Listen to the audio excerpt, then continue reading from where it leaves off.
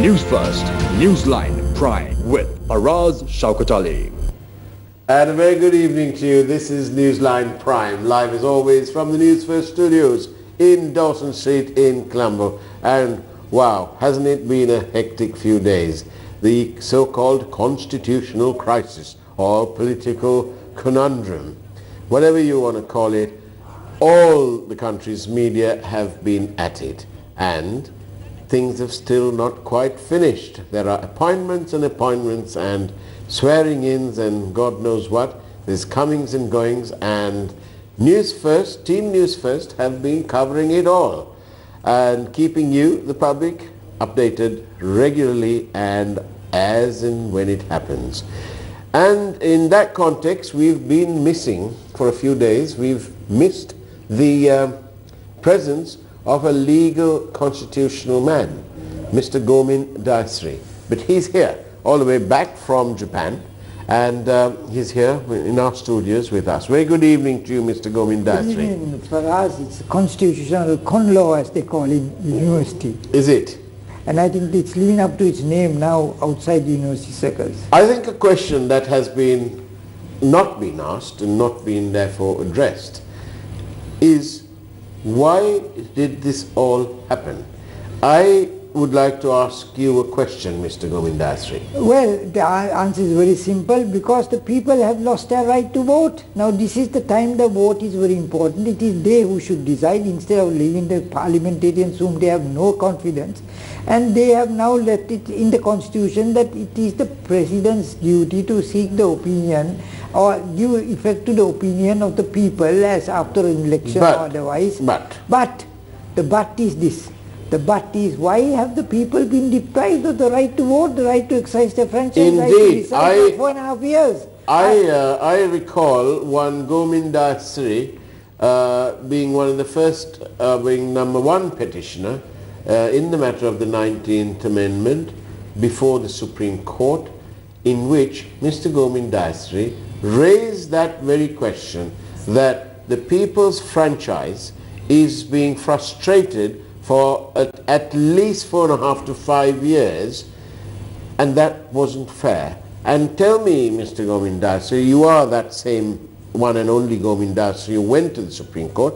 Tell me, Mr. Gomin Dayasri, what did the Supreme Court say on the objection that you raised? Well, I raised this objection because it was a disenfranchisement of the people of their right to vote. And more so, in no democracy is it permitted that the people have to wait 4.5 years after the parliament first meets to set the right to dissolve. So that dissolution takes a long period, because there's a prorogation, there's a period of nomination, there's a period of election, there's a period of electioneering. So it's nearly 5 years after that the people first have the right to express their view on any subject. Who brought this silly little thing in then? This silly little thing was brought there. It was good governance, kids with a good governance government, and it was heralded by President Sirisena, with Ranil Wickremesinghe being the real culprit of this piece of dirty legislation that deprived the people of its right. And when I went to the Supreme Court, what did Siripavan and the rest of the bench do? They listened to me. I argued for over 2.5 hours because I was the main petitioner. And I argued very, very vociferously and vocally that the people have lost the right and you can't deprive the people of their franchise. And what did Siripavan do, the great man who is now in the commercial bank enjoying a double benefit? His pension free, I'm told it runs into a huge sum, along with the payment from the bank as a director. Now all that is okay, I don't mind he's getting more and more money into his hand, but let me tell you, he did something unacceptable, and I call him any foul name which I don't want to say in public. The reason is, what a judge, when a presentation is made, has a duty, obligation to accept it or reject it. I don't mind. I mean, I have often had the decisions rejected, but rejection or acceptance, you have to give reasons. He gave neither reasons, neither did he say yes, neither did he say no, and as a result of it, Ranil Wickremesinghe and the government was able to push through with Sirisena's blessings. Now they are at the receiving end of the 19th Amendment. You do it once, you try to torpedo something behind the back of people, it hits you. And nowadays they are getting the works from the people.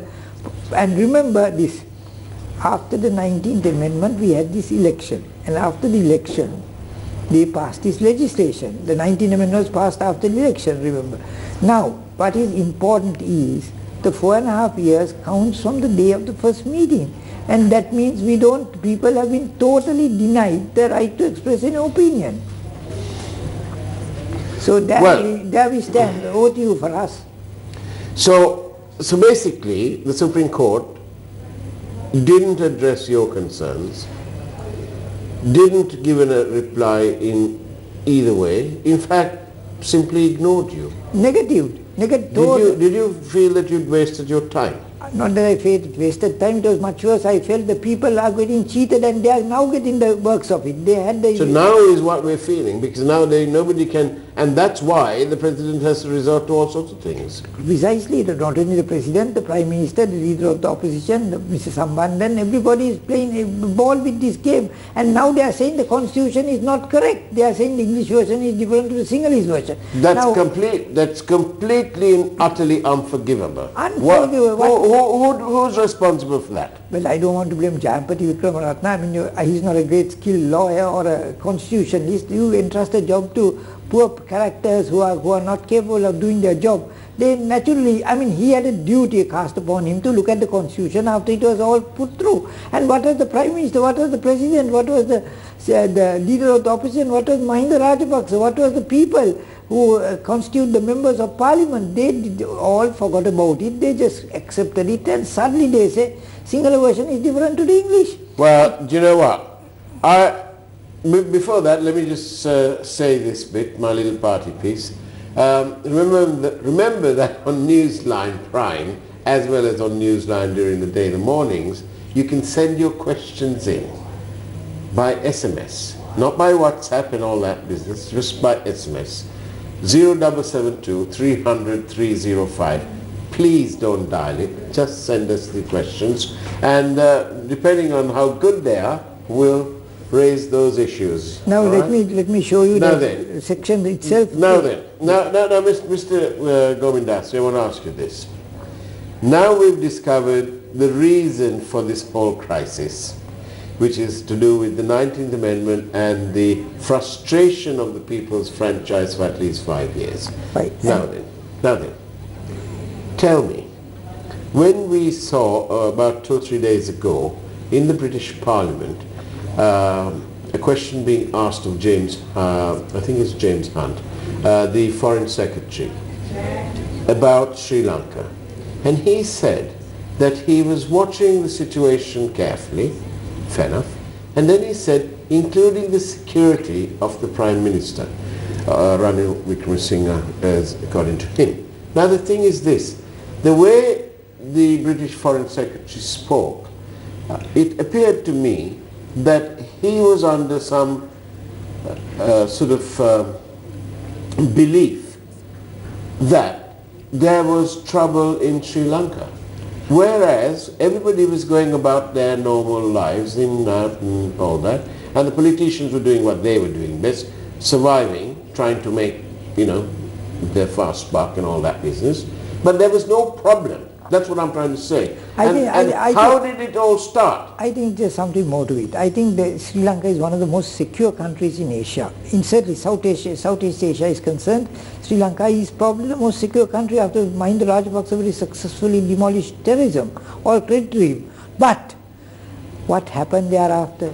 What happened was people took over and called him a great, great king of all times, and he lost his head and totally went Yes, and that's history. But I'm trying to ask you something different. Yeah, now why is it, what has created this international sort of belief that Sri Lanka has got some problem going on? The British, I think quite unfairly, have even issued a travel advisory.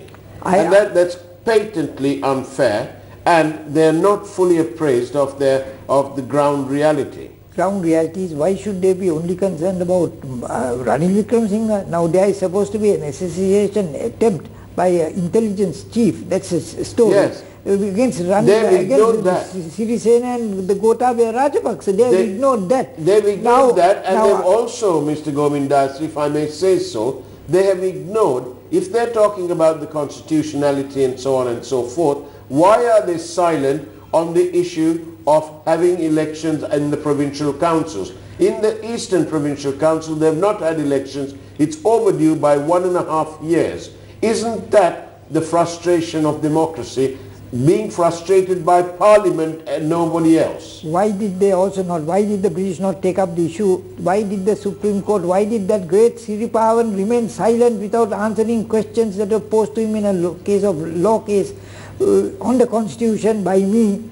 And why did they just remain silent? Why didn't they allow, why did they realize that the people of Sri Lanka were going to face this crisis, not having elections for 4.5 years, having a minority government? And I can tell you for sure, Mahinda Rajapaksa would have stormed into parliament with a huge majority, but that is all lost. Because he has now come on his own. He has, I don't know why he accepted it. It's the most stupid decision. I think it's a decision that he will regret in time to come. Because today the issue is totally economy. Economy is in absolutely terrible hands. And Ranil Wickremesinghe is out of the picture altogether. If the UNP wants to come back, they'll have to get another young man or a new face to come into power, and that will be something worth watching around, because Ranil Wickremesinghe, if he goes out, I think Mahinda Rajapaksa also will have to go out. That's a jolly good thing. Both those elderly gentlemen should take be sent to a retiring home or a home for the aged. But I think what is important is that why did the British not raise all these questions when they were mucking around with the Constitution?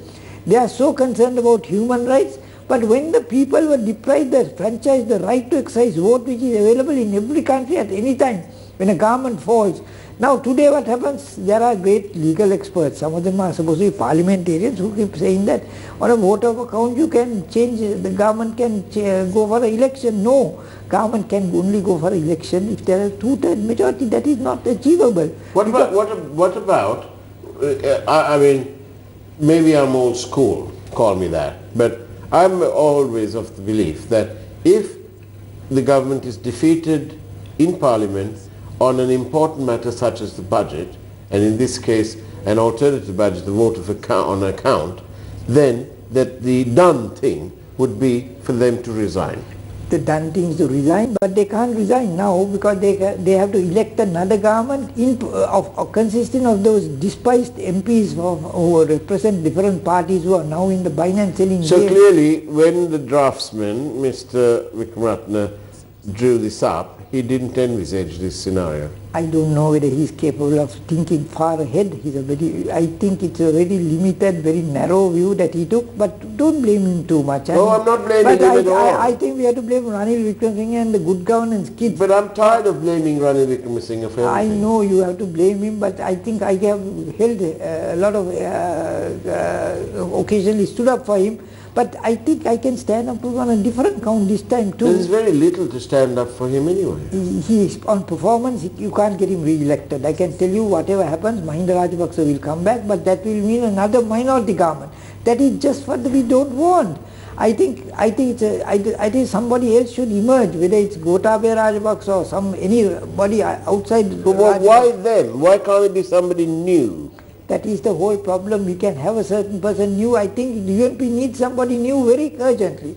The SLFP has Mahinda Rajapaksa, who whatever said and done, his infirmity. Who do you know who can talk to Ranil and tell him that his party can do better without him? Well, I think Malik Samaravikrama can, I think Chavita Ratwatta can. But will they? Because they've got vested interest in having him as the leader. I don't know. I mean, I don't like to mention names, Faraz, but... No, don't mention names. Yeah. But what I'm saying is, who can talk to him? You can mention that name. I think the best person to talk to him will be his wife.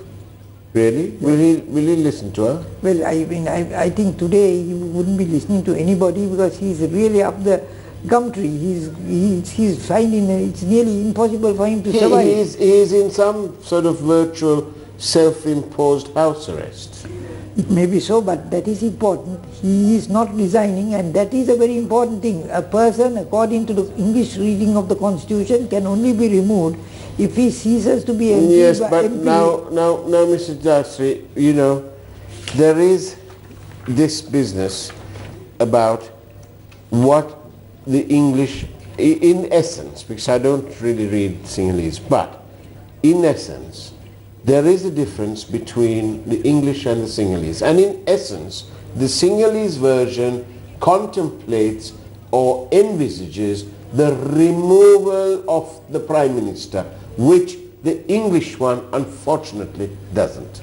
You see, it is an easy question to resolve because there is provision for the President to refer the matter to the Supreme Court, and Supreme Court is now able... But the President is firmly of the belief that under the relevant article, he has appointed the Prime Minister who, in his opinion, may well command the majority in Parliament. He did this, if you recall, in 2015. He appointed the person whom he believed can hold a majority in the House, and although Ranil Wickremesinghe on that particular day had just 42 seats, to his credit I suppose, when they went to Parliament nobody sort of challenged that position because it was obvious that he had the numbers with him. But now a new situation has come. What did the President do? He prorogued Parliament. Now a living Parliament should have been then consulted.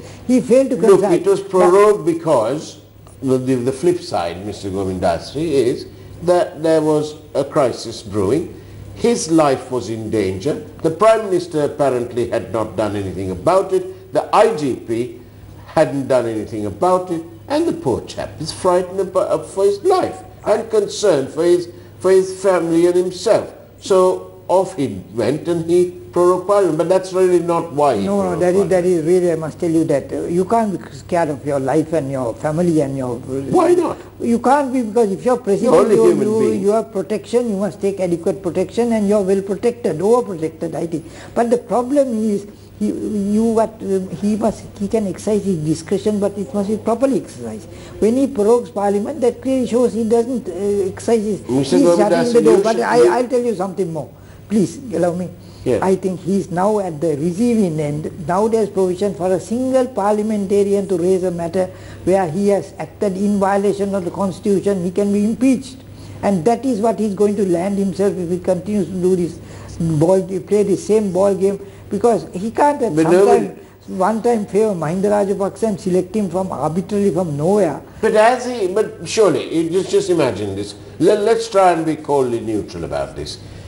Imagine a scenario, the President is out there and, and he's looking at the scene down here and he thinks to himself, well, the UPFA have withdrawn from the coalition arrangements. There is no more national government in place. They've left, and therefore the Cabinet of Ministers stands dissolved because the Constitution says unless it's a national government, then you can only have 30 people. Yes, but that's where you haven't read the Constitution. The Constitution clearly says a national government is a government of the lead party and any other party, not necessarily... I have read it very well indeed. If that is so, there is a national government involved. Now, this is why I said, on count one, I blame Ranil. Count two, I'm safeguarding Ranil, because Ranil may be more correct than the President, and President is I think he's in great trouble. I think somebody will surely bring in the UNP or some party may bring a resolution. Maybe the JVP. Why haven't they gone to the Supreme Court? That is the question. Why did the President not go to the Supreme Court? No, my question is why, if the Prime Minister is challenging the President, why didn't he go? Why did they go to why drag the Attorney General into all this? Attorney General should be no player in this game at all, but I would say this. The President has a duty cast upon him. He is the only person who can ask any issue referred to Supreme Court, especially when he sees a constitutional conflict, when the English version is different to the Sinhala. Tamil may be something else. And you can't, a constitution cannot be looked at by section. You have to look at the whole constitution, whole chapter, and interpret it. So President has a duty to go and seek the opinion of the President, Supreme Court. He hasn't done it. He will do it soon, but he hasn't done it. But he should have done it, and that is why I say... With all due respect, Mr. Gomin Dayasri, the President has formed his opinion as he is entitled to under the Constitution. As I keep telling you, Faraz... Faraz, not sorry, Pfizer. I mean, I don't want to insult you so badly. Not Pfizer, I mean, that's going down the lane. But okay, let's forget Pfizer for a moment. But may I say this? Prime Minister, President has a duty to go and seek the assistance of Supreme Court because there's constitutional provision for him to do. He can put any subject yes, matter. but my point is that why didn't he do that? The Constitution allows him to make up his mind, to shape his opinion. But now then, I'd like to read this. I'd like to read this. One thing more, Faraz. Yes, just yes. one thing more. He has to form opinion which is the correct opinion which he could have formed at the time of the elections. I looked everywhere for those words. Those are not. They're not there. So let us take. It only says in the opinion of the President. So that is very good, so that he has now the right to consult at any time. But why did he prorogue now? He has got them back, and on the 7th they are going to meet. And at that time, if he puts to the poll and he loses that election, I think Mahinda Rajapaksa is very safe. He should step aside. There may be a temporary embarrassment, but in the long run, I think his holding office means he's also jettisoned his position. He can't bring economic remedies by this third-rate team that he... I'd like to read this. Out of the several messages that we've got, this one appears to touch on the heart of the matter. Listen up there. It's about them doing it the right way. First, MS is just a minister in the cabinet with MR the president. Now the ex-president is going to work under that cabinet minister who called him a rogue and pulled the rug from under his feet. So where is the honor? I see greed and hanging on to power. Hang the people who voted us in. They have both lost their dignity. I think we have to blame the people also. People are like goats. They go and vote like a bunch of cattle and they then regret. But that is useless. People must think carefully and vote for somebody. Somebody fresh should emerge who has brought some kind of glory and glamour to this country. Somebody who has a name, who can be respected. There are so many, and they go and select a stupid man like Sangakkara who is not capable of governance. But there are so many more. Sangakkara. I don't think Sangakkara is a good choice for presidency. I mean, he's not in politics. No, he's a cricketer. He's a cricketer. So that's why I say they go and select a man like that and think he can run the country. He cannot. Let's get some intelligent, able, good technocrat, young guy with a new thinking and let him bring a team. I mean, UNP can do it because Ranil has to step aside. And they have people, they should look at somebody else. There's a lot of people in the UNP, there are a lot of people in the SLP, there are a lot of people among the Rajapaksas also, few of them. Gotabaya, for example, why don't they think of such candidates? And I'm very glad that Gotabaya has not accepted any position because he can live another day, not on the spoils of Mahinda Rajapaksa, whom should have retired gracefully, and more than that, Ranil should have been booted out long before that. But the UNP keeps going because they can't find anybody a substitute. They think they cannot, but there are so many substitutes within the UNP and outside it who can be a good presidential candidate, who can easily defeat Mahinda and give a good run. What we need is a competitive election, not where a third party like the TNA with a minor set of MPs can hold the position of opposition. Nobody takes Mahinda Rajapaksa has more votes, but he won't take up that issue, because he knows someday TNA is important, and they have now bought one of the TNA members and made him a cabinet minister. So this is the game that they are playing. Let's see, more will happen, more jokes will be downtown, and you will look more and more stupid, and the Sri Lankans all over the world will lose any bit of recognition they have as honorable people. What is the best way forward? Best way forward is, I think, get to the Supreme Court. You got a very good Chief Justice at the moment. Isn't the best way forward to have elections? Best way forward, but you can't have elections with this constitution. But you can if you have the agreement of the two-thirds members. Yeah. But I doubt whether any member will be will sacrifice his perks for 1.5 years. But Mr. Wickramasinghe might decide that that's in the best interest of his party as well. He cannot, even if he wants to, he cannot. Maithripala Senayaka cannot have elections for 4.5 years. Get it right.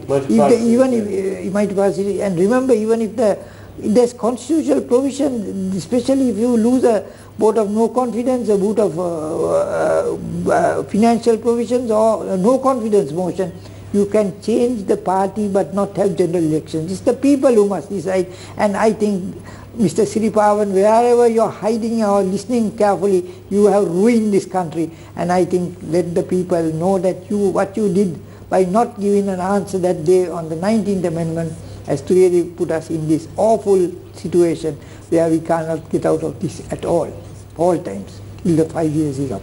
Well, you're not frightened of being summoned to the Supreme Court? I don't care to who's, I'm telling you, speaking the truth, I'm the only guy, when Mahinda Rajapaksa said that he can run a third election because GLP is just parroted it, but he realized he couldn't, because when I told him, when I wrote and said on television that he can't run the third office because he has not challenged the 19th Amendment, it's only I who challenged it. And then various other people came challenging it, and a lot of non-government NGOs supported this constitution, this 19th Amendment, saying it's bringing a lot of, you have a constitutional court, what are they, council, what are they doing in this constitutional crisis?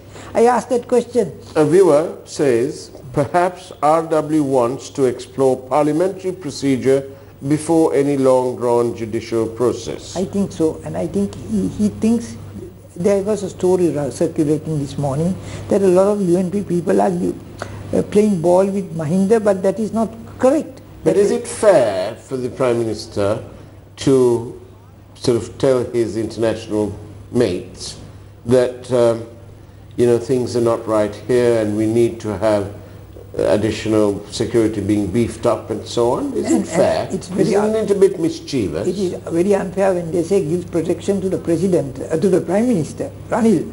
That clearly shows who's at the bottom of this game. He is losing votes on every count, he loses more on this also. But really, he can come back because of the fact that Mahinda Rajapaksa has unnecessarily taken upon a job which he cannot do. I know him, he's not a working man, he's a happy-go-lucky, anecdotal type. But he's very good. We would have still had terrorism if not for him. Most people know about him, but what people don't know, and I dare say want to know, is who is this mystery person out there who will be able to turn this country around? I think it's a very simple thing. Give the choice to the UNP and the SLFP and leave Mahinda Rajapaksa and Ranil Wickremesinghe out of the picture. They'll select somebody who's better, and Sirisena should step out of politics altogether. He has been the culprit of many coups in today's setup. He unnecessarily brought about this crisis without acting constitutionally. And I think before long somebody will bring a motion in Parliament. A single member can do it, and there's provision for that. Are you distressed as I am about this international tension in which it appears that people are out there are making a crisis out of a drama? I'm not distressed, I'm humored. It's humorous. I think the foreigners, the white man especially, has been a joker. No, but I'm worried because the largest number of tourists come from the UK, and they have put out a travel advisory. Well, they can rescind it at any time. They should do that rapidly. But there's What's the point? Our hotels will lose bookings and so on. They will. But I think one thing is worth it because hotels are overpriced. I was in Japan. It was so cheap. I was sleeping in those roikans. Those what they call the typical Japanese hotels. They give excellent food, and it's so cheap. Even the 5 stars are much cheaper. 4 stars I stayed last 2 days. It was much cheaper than anything in Colombo. I think we are overpriced like in Delhi, and we should suffer the consequence of it. Tourist trade has taken us for a long ride, as many others. I think it's time that we get back to our old ways and be genuine, honourable citizens. And what is most important is reconciliation between the Sinhalese and the Tamils. That is the key to everything, and we should see that we build on that and not have people like Sirisena who play balls once it run. We're a few seconds away from finishing. Yeah. And I'd like to ask you this question. I'd like to have a real straight up answer, like you normally do. Mr. Gomin Dayasri, does Ranil Wickremesinghe have a moral right to continue as the Prime Minister in light of the nearly 4 years of non-delivery? I think he has no right whatsoever, but he acquires these rights by his own ways, by putting people into committees, into executive committees and holding power. How about Mahinda Rajapaksa? Does he have a right to come back? Well, Rajapaksa has a right because he defeated terrorism. I think he's a better man than Ranil, but he is totally now outdated. He's past his prime. He should also recover. If he's past his prime, what about RW then? RW has passed his prime long before Mahinda Rajapaksa. Mahinda Rajapaksa All was the right. last shout. Well, that's the natural end of Newsline Prime this evening. I wish you all a very good evening, and don't worry, Team News First to report the news as and when it happens, balanced for your further information and knowledge. Gomin, Dayasri, thank you very, very much indeed. Thank you for inviting me. Take care, good night, and God bless you.